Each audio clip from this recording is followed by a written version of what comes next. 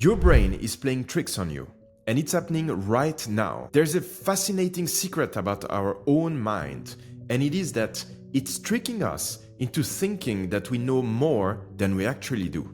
In this video, we're diving into 3 psychological phenomena that reveal the surprising limits of our knowledge and how accepting those can lead us to better decision making and richer conversations. My name is Kevin, and I have too many interests, not enough time, and a drive to understand the world better.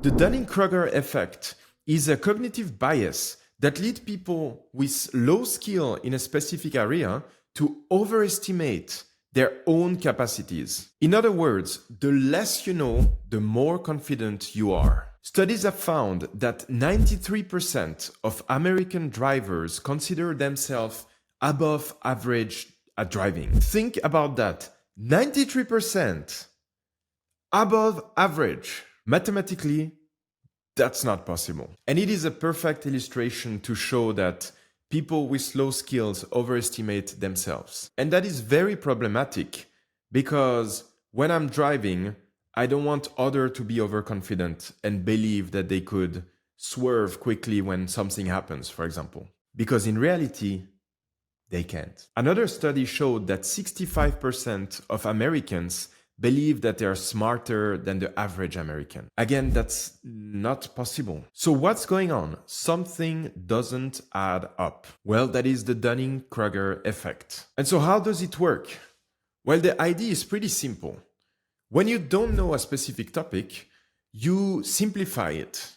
You believe it's going to be easy. But then once you start informing yourself a bit more, you will realize that it is more complex than you thought. There are nuances. And it's only once you become an expert at the topic, you're developing your skill, that you can reach a level of confidence which is more or less the same as people that have no idea about the topic. Think about IKEA. When you order something from IKEA, you believe that it's going to be very easy to set up a shelf. And then you take on the manual and you look at the instructions and there are pieces missing. It is starting to be a bit complex. And after 1 hour trying everything out, you quit because it's too complicated. That is the Dunning-Kruger effect in action. Now you might be listening to me and say, I know how to set up an IKEA shelf. Or you might simply believe that the Dunning-Kruger effect doesn't apply to you, only to others. But it doesn't. We all have a specific expertise and topics where we actually don't know anything about it. So the Dunning-Kruger effect is not a general effect of stupid people that overestimate themselves everywhere. It is the realization that we're both stupid and smart depending on context. So you might be a professional in finance and you know everything about trading, but you actually really suck at cooking. But thinking about this, cooking is not so hard, right? Just putting a bit of oil with some vegetables, I can do it. Well, the reason you think that is that you don't know anything about cooking, because it is complex. So the best way out of it is simply to recognize that it is a bias. And when we start engaging in a topic that we know nothing about, it is probably more complicated than we think. If the only thing you know about climate change comes from a Netflix documentary, don't go and argue with a PhD in environmental studies on this topic, or at least be very open to what he's saying. The illusion of knowledge is a phenomenon that gives us the impression that we understand a topic better than we actually do. It is different than the Dunning-Kruger effect because it's not so much about your confidence. It is simply you believe you understand a topic, but you don't. And the advantage of this one is that you can test it right now. Pick a pen and a piece of paper and try to draw a bicycle from memory. Go on. You're not doing it, huh? Well, you should, because it will show you exactly what the illusion of knowledge is. And if you do that, you will realize that it's going to be extremely challenging. Even though a bicycle is such a simple object, we all believe we understand how a bicycle works. Well, that is an illusion. And for the bike fanatics out there, maybe you drew the perfect bike. Great. But try now to explain to someone how those toilet work, or digestion, or the radiation of the sun, or how does your phone processes data. Those are all common concepts or objects out there. And even though we use them or we see them all the time, that doesn't mean that we understand them. Which raises the question, what can we actually know accurately? And that forces us to recognize the limits of our knowledge. So hopefully your confidence in your own knowledge has taken a bit of a hit now. If it didn't, here is one more challenge for you. Heuristics are basically mental shortcuts, and they allow us to process a lot of information and make decisions fast. So it's saving us time and effort, but it has a cost because it is not always accurate. And again, there is a quick way to test it. So here's the question. A bat and a ball cost $1.10 together. And the bat costs $1 more than the ball. How much does the ball cost? And I'm giving you now an opportunity to pause to think about it. If you instinctively said 10 cents, you're not alone.